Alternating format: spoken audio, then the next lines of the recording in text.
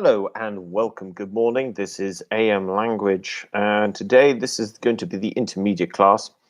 I'm just going to share today's lesson. So give me one moment. YouTube. And from there we can go AM. Good morning. We've got one person already, 2 people. Excellent. And share. Right, so this is now 3 people. Excellent. Okay, so this lesson is now shared, so we can start. Now it is shared, actually. Good. Okay, good morning, everyone. I hope everyone is well. So yes, this is for intermediates. And we are going to be looking at page 92. So this is Unit 10, page 92. And the title here is A Change of Plan.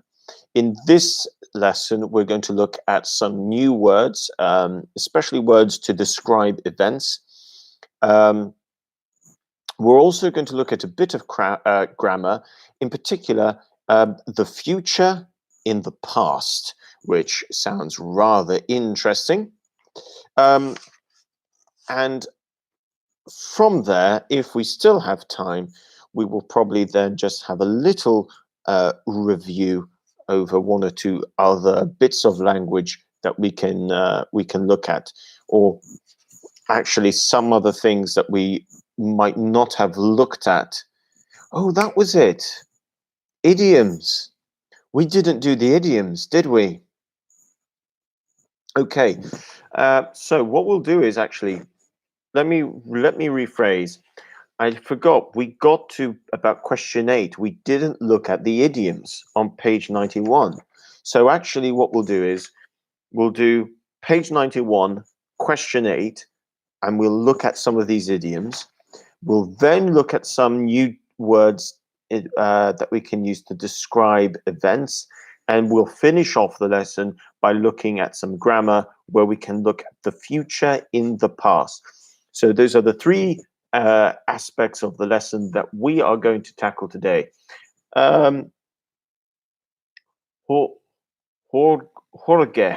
Jorge Hernan Quintero Londonio.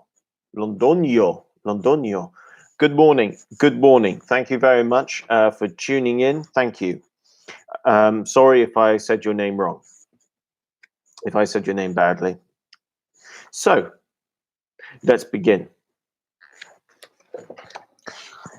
In question 8, on page 91, we are looking at idioms. And you've got a little box with some words. So we've got arm, back, eye, face, feet, hand, and leg. As we go down from 1 to 10, you've got these words in bold, and we need to choose the right word to complete the idiom. And then we will have a little look at what this idiom means, and if we can think of another way of saying whatever the idiom is trying to say. So number 1, we've got this. If you turn a blind, now something, you know people might be doing something wrong, but you ignore it, which is part of the definition of what this idiom means. So the answer here, good morning, Yizeth. How can I say your name? Yizeth Siaceto Kakedo. I'm not going to try and say your last name, but good morning as well. Yiseth. I think I can say your first name, Yiseth. I think that's that. I can say that. That's easier. And you are correct. The answer is I. If you turn a blind eye, you know People might be doing something wrong, but you ignore it. Now, if we were to give a good example of turning a blind eye, um, turning a blind eye, we can think of many, many examples of when people turn a blind eye. You can see it when it comes to things like governments and corruption. Sometimes people turn a blind eye to corruption because they might be benefiting from it. On a personal level, you can also do that with relationships as well. So if you are in a relationship with someone, it is easy to turn a blind eye when you are in relationships with someone, maybe to protect them, maybe because you don't, maybe it's showing a reality that you don't want to see, that you don't want to hear. You can also see it with maybe parents and children. So a child might do something that's bad, and the parent, instead of telling the child not to do it, might turn a blind eye and not say anything. So it can sometimes be, and there could be two ways of looking at it. Sometimes turning a blind eye is not a good thing because you might not be telling the person that that is a bad thing to do. And other times you might think to yourself, maybe turning a blind eye is going to be better for them, so the person learns from their mistakes. So it depends how we turn a blind eye. If you like dogs, then I know when it comes to training a dog, it's at the beginning when they are a puppy, it's best not to turn a blind eye. So from what I understand is if you have a dog, a puppy, and you're trying to train the dog, you want to encourage them and reward them when they do something good, and then you don't reward them when they do something bad. So it's our way of turning a blind eye that can be that we have to think about. But that is what the idiom means: turn a blind eye. Number two, we have if something costs an. Now this one. Any ideas? Number two, we've got arm, back, eye, face, feet, hand, leg. Well, you've got leg here, so you might think something like feet, but no. Well done, Jorge. Yes, well done. It is arm. So something costs an arm and a leg. It is very expensive. Now, feel free in the live chat to tell me if you can think of anything that costs an arm and a leg. At the moment, it's safe to say that the situation with the coronavirus is going to cost businesses, people, individual people, and countries an arm and a leg. It's going to be very expensive. But when might it be worth paying for something that is going to be an arm and that will cost you an arm and a leg? Well, it might be worth going for something that's going to cost you an arm and a leg if ultimately the end result is going to be for the better. So there's times when it's probably worth paying for something that's going to cost you an arm and a leg, and there's other times when it's definitely not worth paying for something that's going to cost you an arm and a leg. I think a good example is when people are buying cars. There are cars that cost you an arm and a leg, and sometimes it's buying the right car. For instance, one of my favorite cars that I would love to buy, which I will probably never be able to buy, is an Aston Martin DB9. That would cost me an arm and a leg. Would it be worth it? Maybe not, because to keep an Aston Martin DB9 running is also going to cost you an arm and a leg.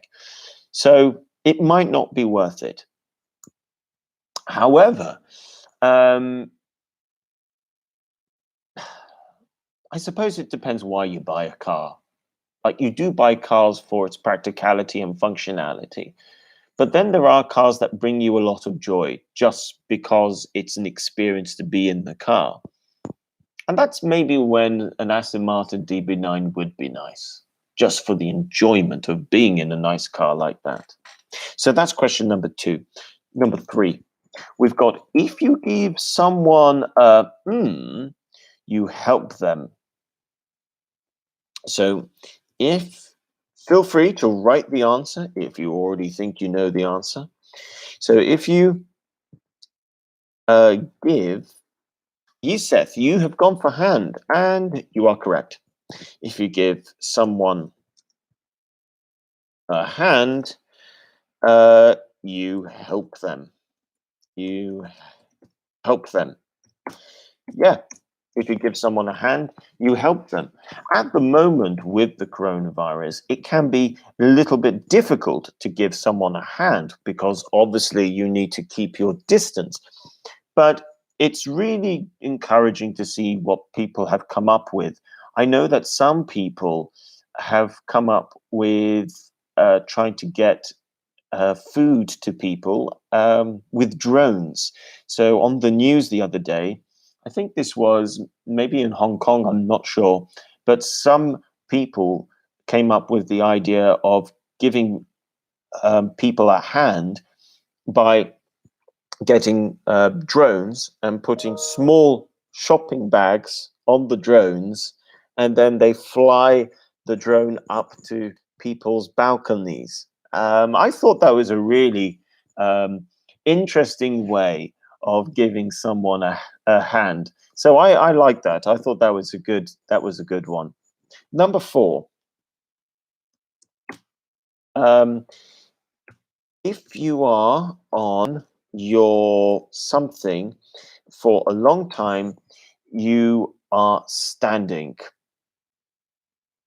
Afterwards, you will probably want to put your sit or lie down and relax.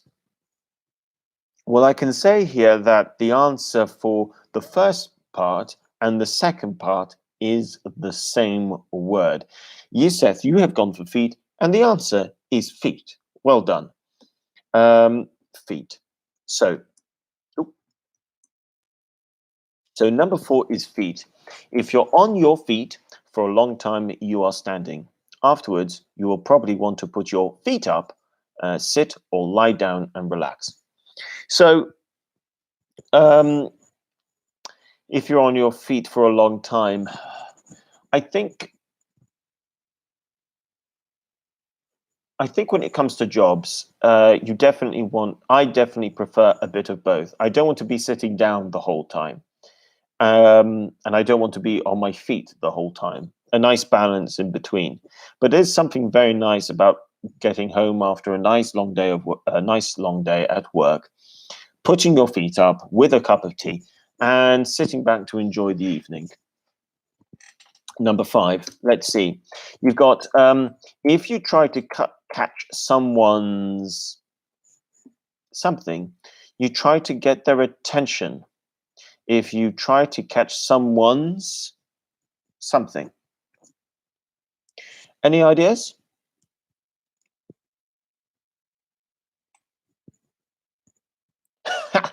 If you try to catch someone's face.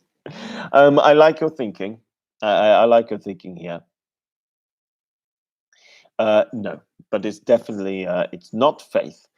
It's not face. This is actually a word that we've already used, but we can use it again.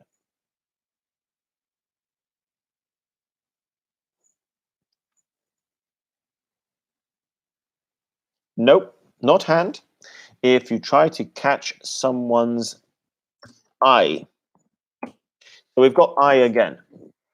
Don't forget, we've got 10 sentences and only 1, 2, 3, 4, 5, 6, 7 words. So some of these words we're going to use again. In this case, you catch someone's eye. The way to think about this is, imagine you are driving and you are looking at the road and you pass someone who's on the street and they start waving at you. It's because they want to catch your eye so you can then see them waving at you. That's what it means. Someone trying to catch your eye is trying to catch your attention because you are looking in a different direction.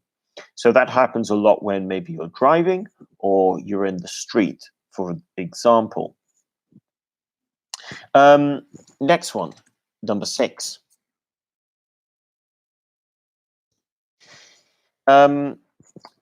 If you can't take your something off someone or something happening, you keep looking because the personal thing is so attractive or interesting.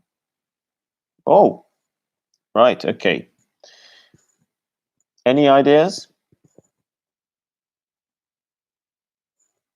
I think there's a song actually with this. Maybe face. I like it. Let's see. If you can't take your faces off someone, no, it's not going to work. It's a part of your body where you have, typically speaking, you have 2 of these things. So it's not going to be face. You are correct, Jorge. It is eye again. This is the third time this is the third eye, but it's eyes. There's a song with lyrics. There's quite a few songs with lyrics, which with the lyrics goes, "I can't take my eyes off of you. I just can't take my eyes off of you." But I can't think of what the song is. But yes, it simply it's the typical sort of thing you see in romantic films, where the woman walks into the room, they look beautiful, and the guy looks over, and all of a sudden they can't take their eyes off the beautiful woman. It's also that sort of thing you again, I can only speak from a man's point of view here, thinking back into my sort of days at university, maybe, or when you're an amateur, you're not very good on the dating scene, and you're not sure where your eyes should be, so you can't help but take your eyes off the person that you are interested in. So yeah, it simply means that. I think, but to put it in a positive, it in a positive way. Again, I'm going to use dogs here. When you have a dog, there's something really wonderful about eye contact with a dog, because then you see, it's a really nice connection when you see a person and their dog, and they can't take their eyes off each other. There is a very special relationship between humans and dogs. Now, I don't have a dog, but I would love to have a dog. Actually, I think this period would be a perfect time to train a dog. I had 2 cats.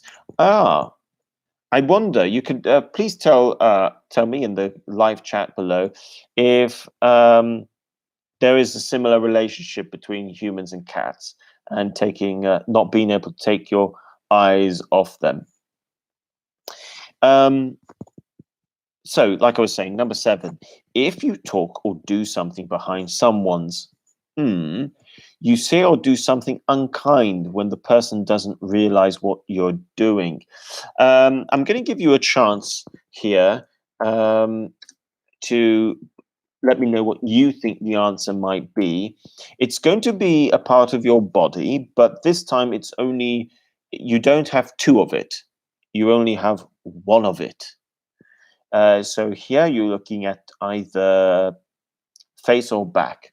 So do you think it's behind someone's face or behind someone's back? Any ideas?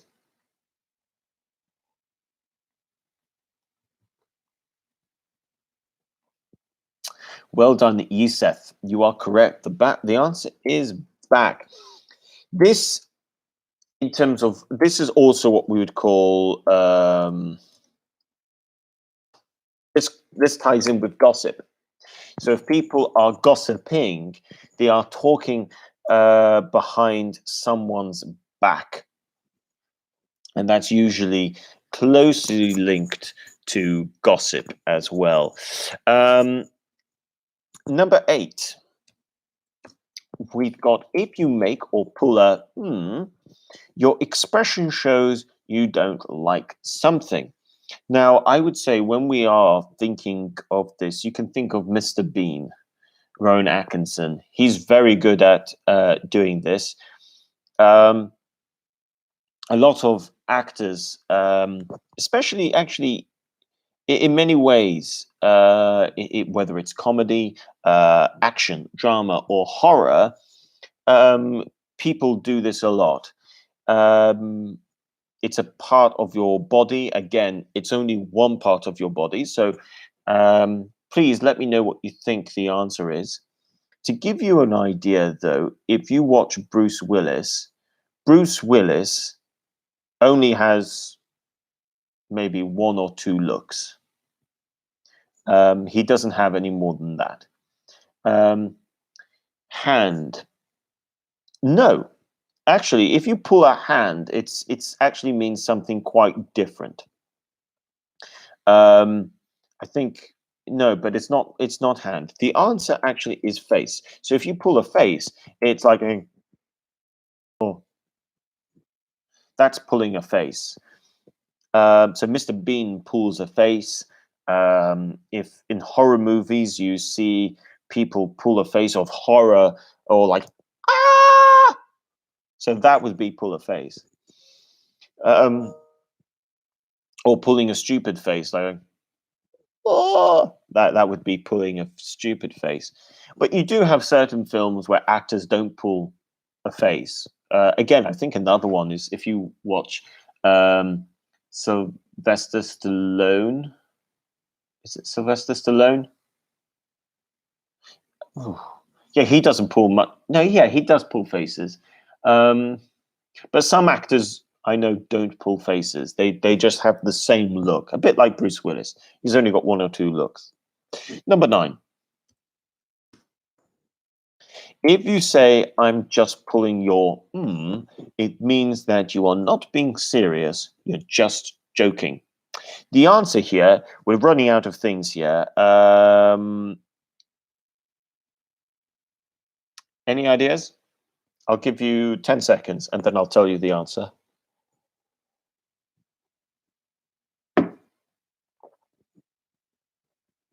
Well done. Both of you, yes. You'll get, and you said, thank you very much. The answer is leg. If you pull your leg. And you can say, you can tell someone, don't worry, I'm just pulling your leg. I'm just joking with you. And finally, we've got 10.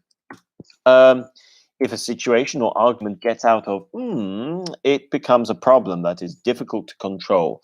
The answer here, again, I'm going to give you 10 seconds, and then I'll tell you the answer. Let me know if you think you know the answer. Hand. Well done, Yusef. Yeah. If a situation or argument gets out of hand, it becomes a problem that is difficult to control. Well, what we can see here is, if we again look at the coronavirus, the problem has now got out of hand. Not only has it spread all over the world, we can now see, for instance, in the United States, I saw yesterday evening, there are now more reported cases in the United States than there were in China. So if that news is correct, then we can say, well, the situation has got out of hand. Now, on an argumentative level, this is also the case. case with relationships, maybe working relationships, where two people strongly disagree on something, and then it becomes a serious problem and the situation gets out of hand. People are no longer being calm about the problem. They end up becoming, they get very excited, not in the positive sense of excited, but we can use excited as in getting, oh my gosh, it's Christmas Day, and as excited in when we're talking about someone getting very angry and their voice is getting louder. If I were to give you an example, it's with someone with a strong temper, a really, angry temper. That is when someone is getting excited, too excited. So like I said, it's not a positive thing then. They're angry, they're shouting. Actually, I can think of a good example. There's a TV series called, I think it's called Billionaires, and it's about people who are dealing with the stock market. And you see these people in a room and they're shouting at each other. And because they're shouting and getting angrier and angrier, they're getting, the situation gets out of hand and they are getting very excited. But I'm using it as the negative meaning for angry, not the positive meaning as in a child on Christmas Day. So we can use the word in two different ways. Now, let's turn over to page 92. We have a change of plan. We're going to look at, first of all, we'll briefly talk about a change of plan.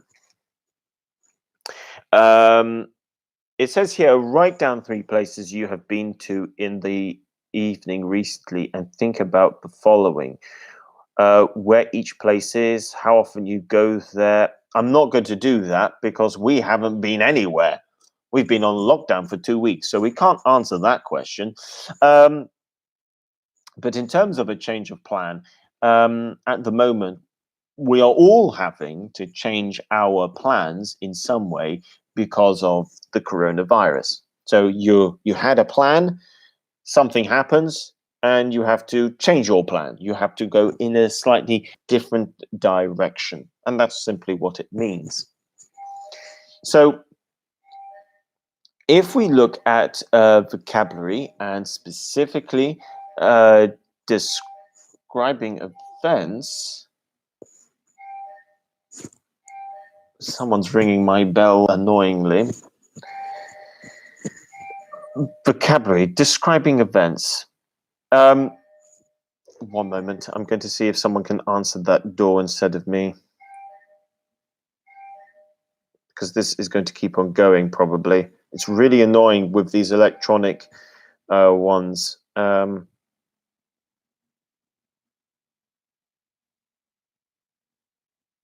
Please answer the front door for me. Okay. Aunt Nikki.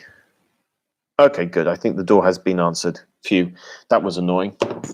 Okay, so next, vocabulary, describing events. Match the sentences 1 to 8 with the following, with the follow-up comments A to H. So what we have, we've got 1 to 8 and then A to H. So we'll do this together. The first one is, it was a great exhibition, but the paintings were quite weird. So if we look at the paintings were quite weird and we look at A to H, what would make sense? A, honestly, we were really sweating. No, that doesn't make sense. B, I can't really describe them or say why I like them. Could be B. It wasn't as great as everyone's been saying. We'll have to see. Actually, no. It was absolutely packed. No. I was in tears. No. The music. No. I felt a bit out of place, actually. Maybe G.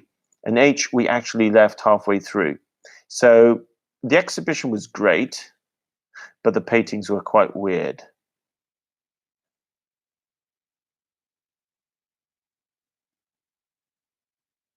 Okay. I'm going to say for now, I might change my answer, but I think 1 over there is most likely to go with B. It was a great exhibition, but the paintings were quite weird. I can't really describe them or why I like them. So for now, I'm going to go with 1B. I might change my mind, to be honest, because there's 1 or 2 other ones we could go with, but we'll see. This is called a process of elimination. A process of elimination. So let's continue. Number 2, it's not a bad film. It's not a bad film. But I thought it was a bit overrated.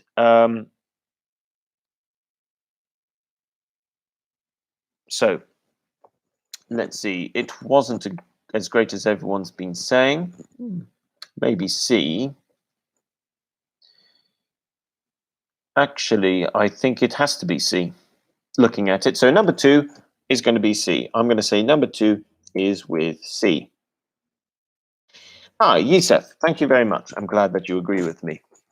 Number 3, it was really moving. Well, moving has to be something emotional. So let's see. Can we see something? I was in tears by the end. Okay, yeah. So we can see 3 because it's something to do with emotion. This goes with E. If I were to think of a really moving film, The Pianist, a moving film. La Vita Bella, that's a very moving film. Hacksaw Ridge, which is a Second World War movie, that is quite a moving film. What other? Yeah, Passion of the Christ. That's a moving film. Can I think of another moving film? There's an Australian movie called Rabbit Fence. That's a moving film.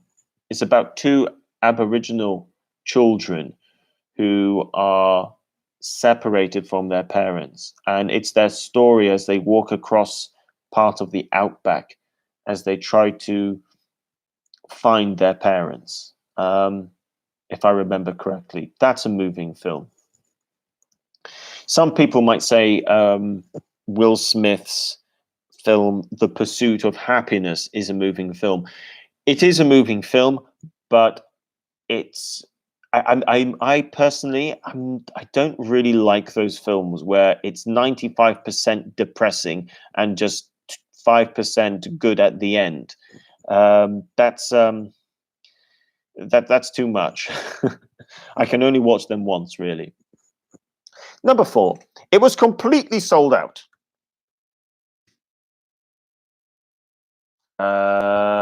It was absolutely packed in there. That could be an answer. Yeah, it has to be D. Pixar Inside Out. I have never seen Pixar Inside Out. I've never seen that. But I'll check it out. I'll have a look at it. So I'm saying that number 4 is D. It was completely sold out. It was absolutely packed in there. It doesn't quite go because if it's sold out, it means you can't get in. Honestly, we're really sweating. No. The music, the audience, no. Yeah, the only thing that makes sense is D, but I think it's slightly off because if you say it was absolutely packed, you would have gone. Anyway, it's the closest thing that we can look at, that it can go to, that it can be matched with. Next one. It attracts a much older crowd. Okay, I think if it's attract a much older crowd, then it's probably something where, like G, I felt a bit out of place, actually. Yeah, that's the only one it can go with. So number 5, that goes with G. I felt a bit out of place. Um, I mean, my example of feeling out of place would be if I went to a football match. Now, I support Manchester United. So if I went to a football match and I ended up sitting in the Liverpool supporters section, I would feel very left out. Actually, I would feel no, not left out. I would feel very much out of place. So if you feel a bit out of place, you don't feel you're in the right environment. So that's one example. Being in the wrong end of a football stadium, you could feel out of place. Um, Certain events as well. Um, I think you can feel a bit out of place in certain environments. This can also be the case with language. So if your language is not at a certain level and you are in the company of people speaking at a level that is way beyond your level, you can also feel a bit out of place. It's a bit like if you're in the wrong class. Let's say you're intermediate and you have been put into in an advanced class, you would feel a bit out of place. Next, number 6, we've got the headline band were rubbish, very dull. I think number 6 goes with H. He left halfway through. I can say that I have never.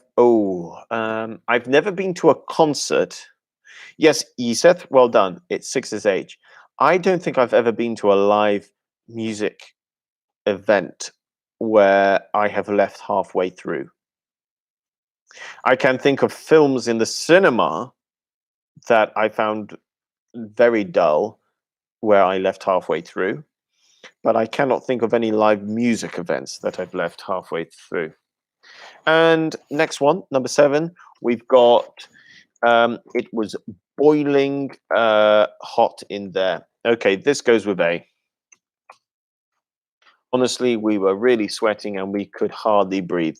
For me, this is any crowded place. In particular, Yusef, yes, well done. 7 is A. This, for me, it's like if you go to clubs, especially clubs in Malta in the summer. It's boiling. It's sweat. You end up sweating. It's hard to breathe. There are too many people. That's one of the reasons why I don't like clubs, to be honest. Too many people, too hot. Yeah, not my cup of tea. And number 8, it was an amazing night. There was such a great atmosphere. Well, the only one over here is now going to be F. So 8 goes with F. Yes, Yusuf, well done. F. Let's see, the atmosphere, it was an amazing night. There was such a great atmosphere. I think for me, if I were to talk about a really great atmosphere that I really enjoyed, and everything, the music, the audience, everything.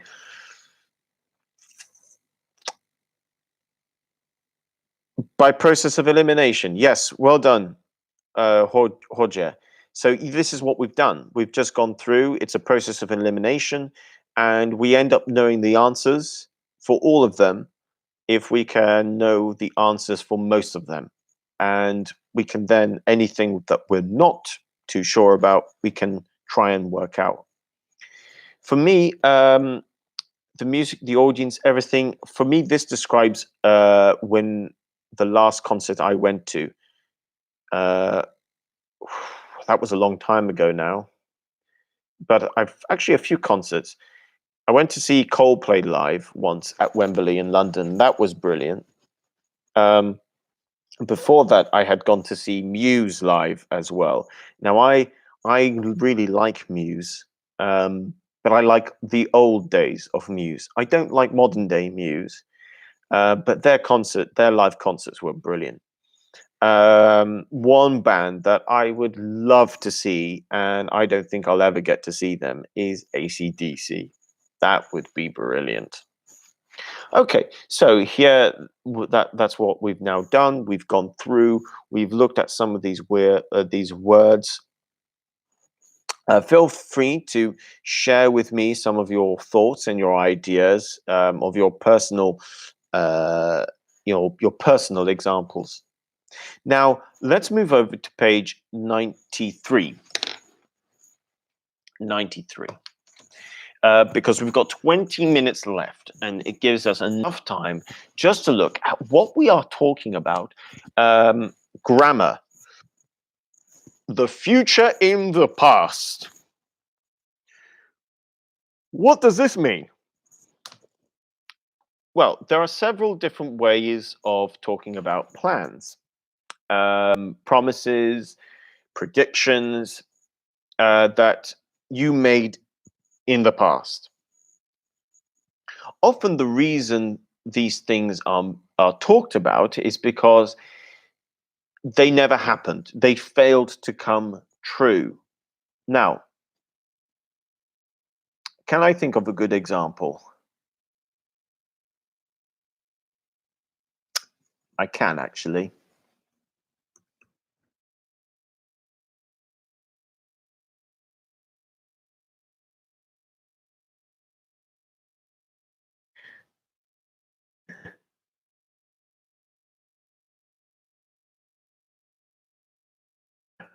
Okay, this is because I'm a Manchester United fan. I'm saying this, but Liverpool were going. Liverpool were going to not win. Liverpool were going to win the league. That was the plan, but the season got cancelled. Now, that would be one silly example. But again, another example would be I was going to go to Bolivia, but I had to cancel my flight because of political demonstrations. Now, this is something that happened to me, and then the plan got changed again. But in at the end of 2019, I was traveling through South America, and at one point, my plan was to go to Bolivia, but then my flight and everything got cancelled because of political demonstrations. My plan was then to just continue traveling through Peru, and then the political demonstrations stopped, so I could go back to Bolivia, or I could go to Bolivia. So we're talking about our plans, for instance, in the past, something that we thought was going to happen, then something comes in the middle, stops it, and we have to change plans. So if we look at question number 8, we've got look at these sentences from the conversations. Answer the questions below. So we've got A. Hans was going to pick me up at 7. B. I was going to stay in. C. It was brilliant, much better than I thought it'd be. D. I didn't think it'd be anything special. E. I said I'd go with her. So let's look at number 1. In sentences A and B, did the plans happen? Why or why not? So let's look at A. Hans was going to pick me up at 7. And B, I was going to stay in. So, number 1, did the plans actually happen? The answer is no. The answers did not. Hans was going to pick me up at 7. If Hans is saying if we're saying Hans was going to pick me up at 7, it means he didn't pick him up at 7 because something happened. We would not be saying this if the action didn't happen. If Hans picked him up at 7, there's no reason to say there's no reason to say was. You would say Hans picked me up at 7 because the action happened. But if the action didn't happen, then we can say this: Hans was going to pick me up at 7. So we know that the action didn't happen. I was going to stay in. Now, again, if the action happened, you would say, I stayed in. But if the action didn't happen, then you say, I was going to stay in. You can see a difference here already. If the action happened, okay, if the action happened, from a grammatical point of view, you use the past simple. If the action didn't happen, you use the past you're using the past continuous. So that is the case for sentences A and B. If the action happened, you would use the past simple. But if you're saying the action didn't happen and the plan did not happen, that's when you start to use the past continuous. So that's the answer for A and B, which answers question 1. Now let's look at question 2. What structure is used in sentences A and B? Well, we've answered that. It's the past continuous.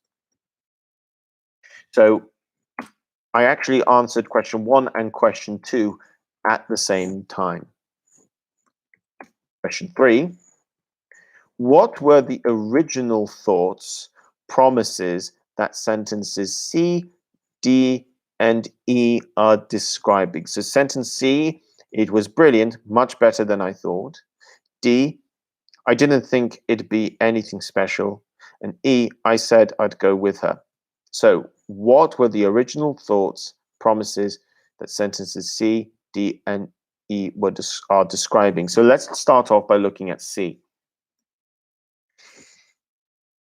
It was brilliant, much better than I thought it'd be.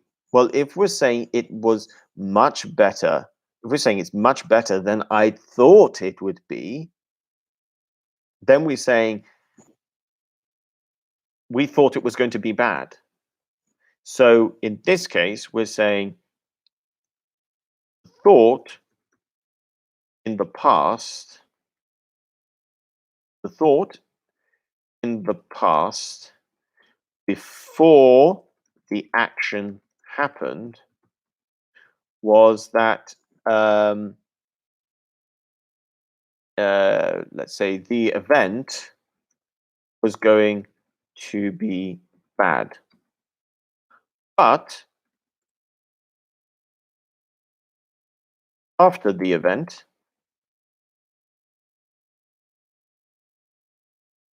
the person thought it was better than expected. Better than expected. Now, let me put this into a relevant context to today. When people first heard of the coronavirus, people didn't think it was going to be as bad as it is. People didn't think, they thought it wouldn't be as bad as it is. We can now see that it is much worse than what we thought at the time. We can see this with, let's say, Donald Trump and the United States. To begin with, Donald Trump didn't think the situation was going to be really bad. It's now much, much worse than he thought back in January or February, for example. So that is the example for C. If we look at D, I didn't think it'd be anything special. Well, if we say we didn't think it would be special, it means it was special. It was brilliant. We can use this with quite a lot of examples. For instance, let's go with food. You might think that a pizza margherita isn't going to be special. It's 3 ingredients: tomatoes, cheese, and pizza dough. How can it be anything amazing? Well, if you go to Naples and you have a pizza in Naples, you might say, well, I didn't think it was going to be anything special. But wow, it's incredible. It's amazing. So it's when something is so much better than what you thought it was going to be. I would say Bolivia for me. Now, I didn't think Bolivia was going to be anything special compared to Peru, Argentina, or Chile when I was traveling. But I mean, I knew it was going to be a really interesting experience. I knew it was a country with full of beauty, but I didn't think it was going to be anything special compared to Argentina, for example, or Peru. But wow, it was much better than I thought it was going to be. Bolivia was a really lovely surprise for me while traveling. So yes, that would be a good example. Finally, another one would be people can surprise you. So, for instance, you hire people, you meet people for the first time. You think, okay, they can do the job, but I don't think the person is going to be anything special. And then as time goes on, they surprise you just how good they are at their job or how competent they are. So that's what we mean. I didn't think it was going to be special. I didn't think it was going to be anything special. It means, wow, that thing or that person, that movie really surprised you. And then let's look at E. E is, I said I'd go with her. Well, if we're saying I'd go with her, I said I'd go with her, this probably means the person did not go with her. That is what it's suggesting. It's saying that the promise was broken.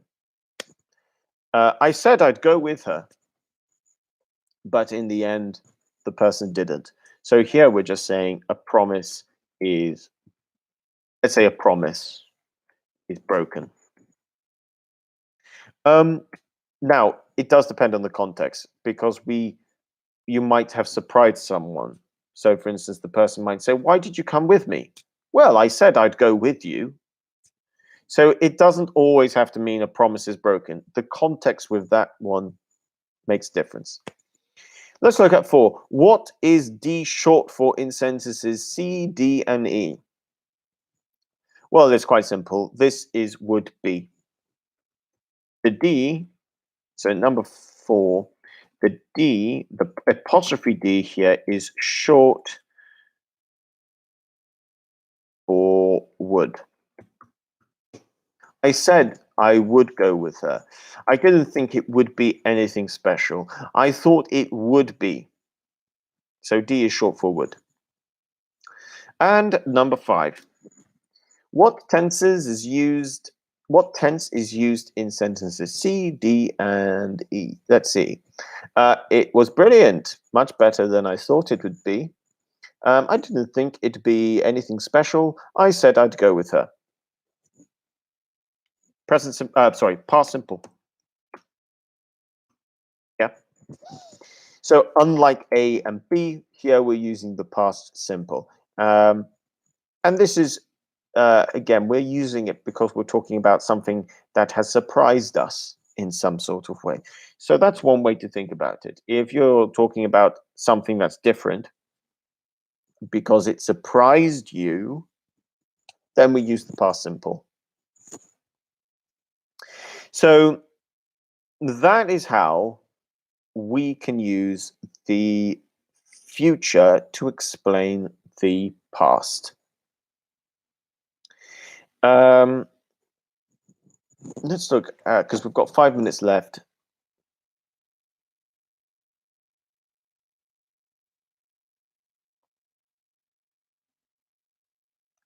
I'm going to leave you guys to do question 9.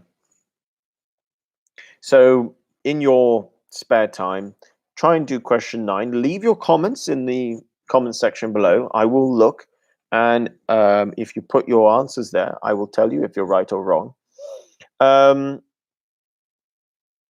If you want to maybe do question 10 and tell us a story in the comments section, you can do as well. For instance, can you think of work in pairs? Think of as many different endings for each sentences as you can.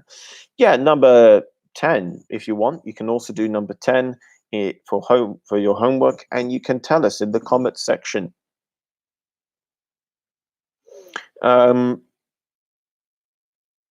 Number 11 as well.